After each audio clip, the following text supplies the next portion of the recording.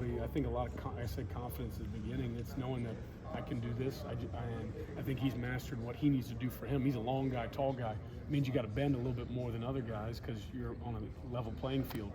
Quay's he's a little bit shorter, but he's built, so he can get underneath people pretty well. And so I think that's been an advantage for him. I think Q's just said, I know myself. What do I need to do in this moment, and trust that, and go as hard as I can. And if we need to get somebody else, he's like, hey, next guy in. So Regarding, Go ahead. I was going to say regarding Q, have you felt that stab in practice that he kind of used to run over the tackle this past weekend? say that one more time. The stab move that he used, kind of Oh, run yeah, over the tackle. yeah, Have you felt yeah. that in practice? Oh, yeah, and that's something we drill every week. I think I got here and I said, I think that's what you need to do. I think he knew it too, but I said, hey, that's what makes you different. Your arms, one arm is longer than two on a tackle. It's the shoulder length that doesn't get, and he's fully committed to doing that and trying to have counter moves off of that. I think he's just somebody that's bought in. He loves Alabama. You don't wait this long and not love this place and want to go out on the right note and trying to give him everything we got so that he can have the season that he wants individually and collectively. Sorry if we've already been asked, but I think Jihad after the game on Saturday said he's been playing a little bit of Wolf. Is that working with you and the other guys? So he's rushed with me a little bit. He's a guy that I know when I was recruiting him, that was when I was at Florida, I was recruiting him to do the same thing. Yeah. And so just to see him grow and develop a little bit confidence and obviously getting opportunities to do it, Coach Womack's given him a lot of opportunities to do it, and he's shown up and obviously wrecking havoc on Saturday too. Yeah, putting him in that position, in that role, what does that do, or what does that open up for the rest of the defense? I think anytime you have guys that can do multiple things, you have to figure out how am I going to treat them.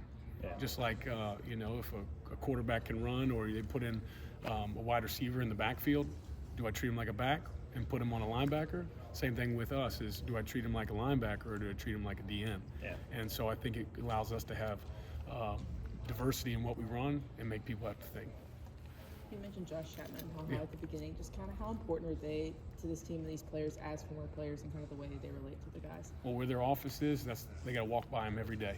And so, whether it's, the music that they're playing in the building or the lessons that they teach them or calling them out in practice about the standard and what's expected here at Alabama, when you've lived it and your pictures are on the wall holding up championship trophies, I think it speaks loud, and they set it for the guys that are here. And so they got to uphold it.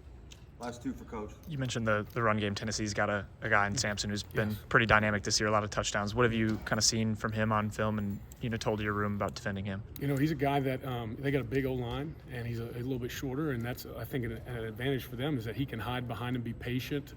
He's also really hard to get down. You can't sling him down. He can spin out of tackles.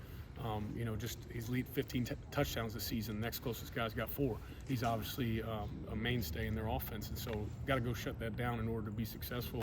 And he's a great player, and they find many ways to give him the ball, and I expect them to try to feed him the ball on Saturday. What are the challenges in defending this run game when they use such spread out formations with guys close to the box? I think a lot of times there's 2 plays going on, the perimeter and the core. And so we always start about starting inside out and making them make those long throws. And he's a great quarterback that can make all those. But if we can make them go east-west and obviously play everything in front of us as best as we can and make the game slow down, I think that's something that they want to go fast-paced. Got a lot of great players. And so it starts inside out and up front, and that's what's going to cause us to be successful. All right. Thanks, y'all.